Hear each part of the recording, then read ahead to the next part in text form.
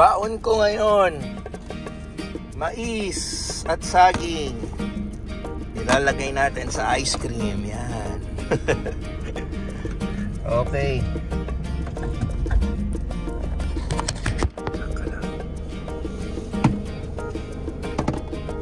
So marami tayong gagawin ngayon. Ano ba? Magpapalaundry tayo, may delivery tayo ng itlog. Maghahatid tayong gamit ng anak ko sa bahay ng kapatid ko. Fully loaded tayo ngayon, tsaka may mga asikasuhin pa tayong ibang errands. So yun. At kasabay syempre yan yung pagpapatuloy ng pagkain natin ng healthy, no, tuwing tanghalian. So yung hapunan, kumain ako ng sinigang. So yun ang pagkain ko na usual ko, no. Pero again, binawas ko na talaga yung sa tanghalian, puro healthy na ako sa tanghalian. So yun, today is Thursday. Mag-aalas 10 ng umaga. Simulan natin ang araw na puro trabaho tayo ngayon, pero okay lang. Huwag tayong magreklamo kasi blessing yan. Hanggat may trabaho, may blessing. Mahirap ang walang trabaho, no? Gigising ka sa umaga ng nakanganga. Mag-iisip ka kung saan ka huhugot ng panggastos. Masikip to, ah. First stop, laundry. Yan. Ay, ate.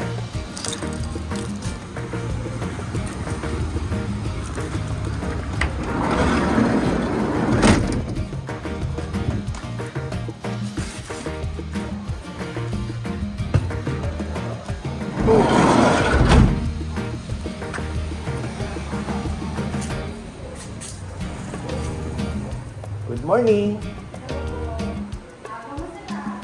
Late pa nga yan eh. Late pa ako sa lagay na yan. Oo, maraming ginagawa. Pero okay lang.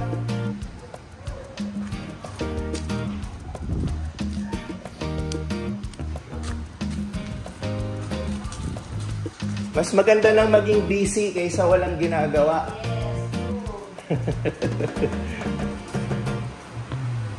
Okay. GCash payment tayo. Ayan. Okay, salamat.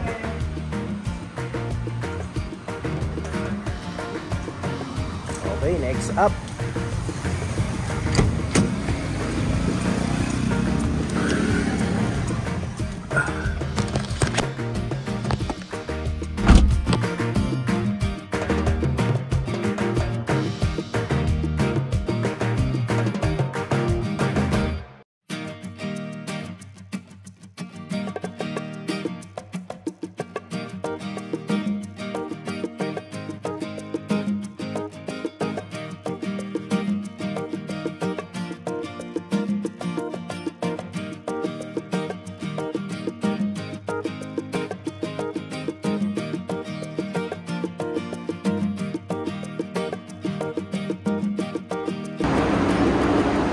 Tapos na.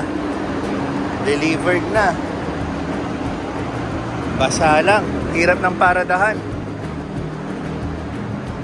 Ayan, puno.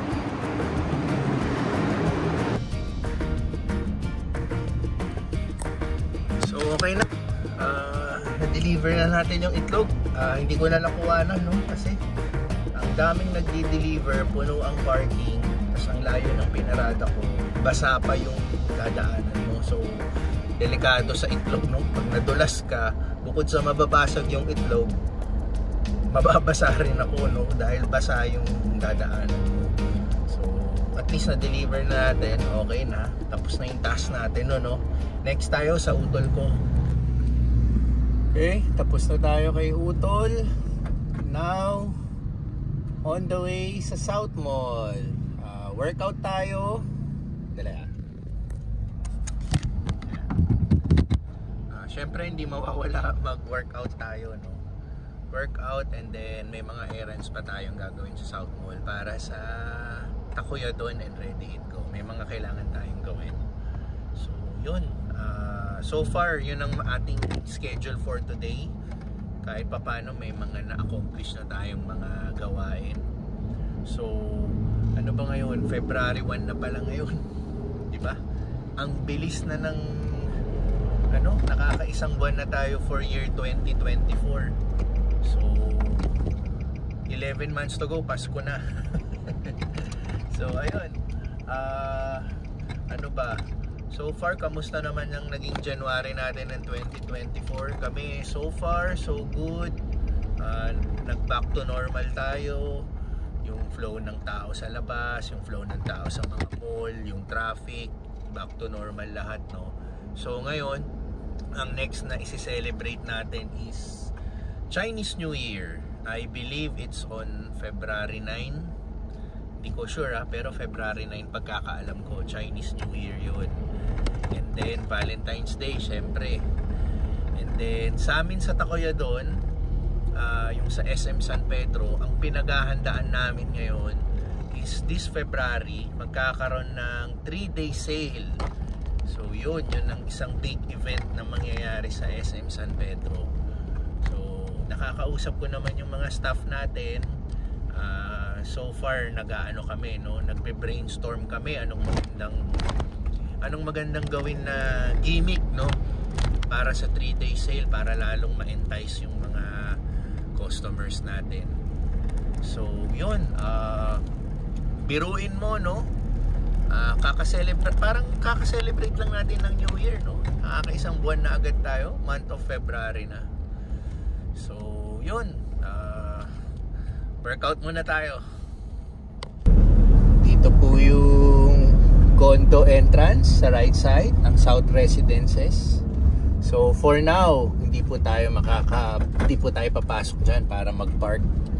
Magbabayad po tayo sa parking ng SM. Kasi po, currently may nagre-renta ngayon, no?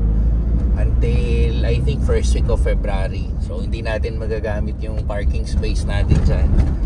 So kailangan pagkakitaan, no? Ito yung isang options ng mga taga South Residences. Meron tayong parking space, pwede nilang rentahan. Yan, para naman dagdag kita, no? Pambayad din. So yun, dito muna tayo sa may bayad naman pag tayo ay nagmo-mall. Yan.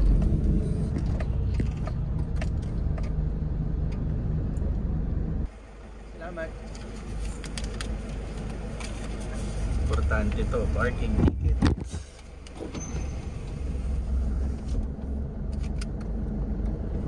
Okay.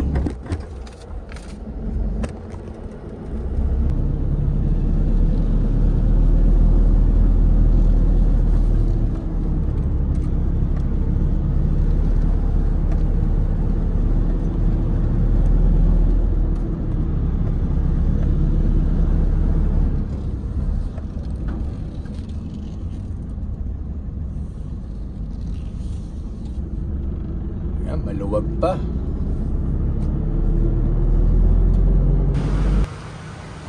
Okay, parking area na tayo ng SM. On the way na tayo para mag-workout. So napatagal tayo dito sa parking area kasi nagkamustahan po kami ng uncle ko sa US, no, kay Tito Stimson. Kinakamusta niya po kami, vice versa, kinamusta rin natin sila. So may mga pinag-usapan kami. Kasi po, in a few months, uuwi na siya ng Pilipinas, no? So, yun lang, kamustahan. So, Tito, kamusta ulit dyan? Kamusta kina Tita sa mga pinsan ko, kina Bing, tsaka Baby? Yan. So, workout muna tayo. Baon na natin yung ating healthy, no? Yan.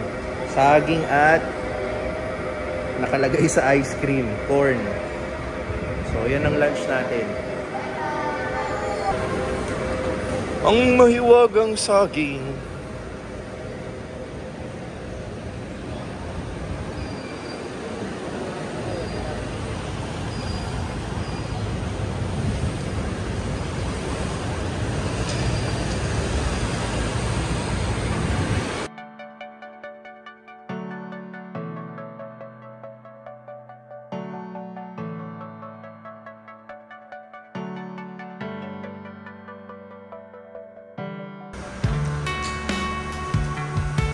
Workout done. Okay. Tapos na tayo mag-workout. And right now, nasa kalye na naman tayo. At meron tuloy-tuloy pa rin yung mga kailangan nating nasikasuhin, no?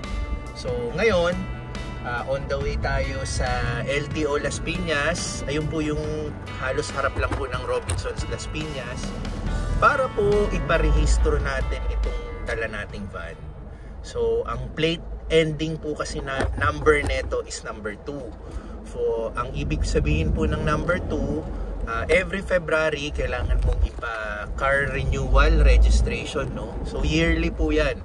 So kung ang ending mo is number 1, that's last January, dapat naparehistro mo na yung kotse mo, no? Kung hindi, magbabayad ka ng penalty.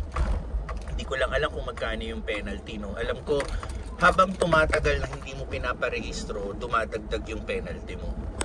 So susundan mo lang yung ending mo, like 1, 2, 3, 4, that's January, February, March, April, hanggang 0. So 0 is October, no? Hindi ko lang alam sa November and December kung para sa lahat na, para sa mga late na nagpa-rehistro or advance para sa January, no? Kasi when advance naman ang gagawin mo, ang alam ko, pwede kang magparehistro 2 months in advance, no? So abot ka pa rin kung January papaano mo, November pa lang paparehistro ka. Alam ko pwede, no?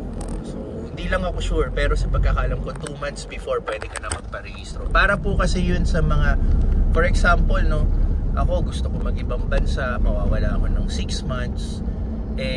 Syempre kung hindi ka pwedeng magparehistro that month, edi eksakto mapipenalize ka, no, pag uwi mo, tsaka malaki babayaran mo. So kaya siguro nila inaalaw na pwede ka mag-ano in advance. At hindi ko lang alam, kailangan valid yung excuse mo kung bakit ka magpaparehistro in advance, no? Pero sa pagkakaalam ko nga, no, hindi mo naman kailangan ng excuse, basta 2 months in advance pwede na yata. So yun lang po, yun lang po yung sa ano sa knowledge ko about sa pagpaparehistro ng kotse. So okay, punta na tayo. Yan, traffic. Time check, 2 o'clock.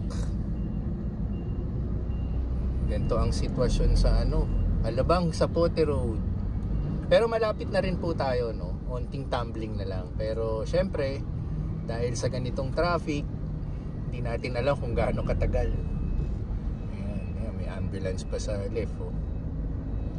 So yun, lapit na tayo sa LTO. Dito na tayo sa LTO, yan, oh. So first step natin, kailangan natin magpa-emission testing para malaman kung smoke belcher tayo, no, yung usok ng kotse natin. So nakapila na tayo, ito yung van. Nakapila na tayo. Itong mga kotseng to, mga tinetest din ng smoke yan. Yan, makikita mo, diesel, gas, yan. So ganyan yung nakalagay, nilalagay dun sa machine para binabasa kung maano ba yung usok mo o hindi, no? So doon malalaman kung papasa ka o hindi. So nire-revolution nila para malaman yung ano ba, basta yung kung mausok na ba yung kotse mo o hindi, parang gano'n. Okay, pasado tayo sa smoke test, no, yung emission. Ngayon dito na tayo sa LTO office, pero hanap tayong parking kasi yung doon na pinag-park natin na tinest nila, syempre kinuha natin to sa parkingan and then may nakapag-park ng iba. So ito yung isang challenge dito sa LTO Las Piñas, yung parking sa dami ng nagpaparehistro. So kailangan makahanap na tayo ng mapaparadahan para makapag-proceed tayo dun sa mismong LTO na. Pero may nakikita naman tayo, yun nga lang malayo, maglalakad na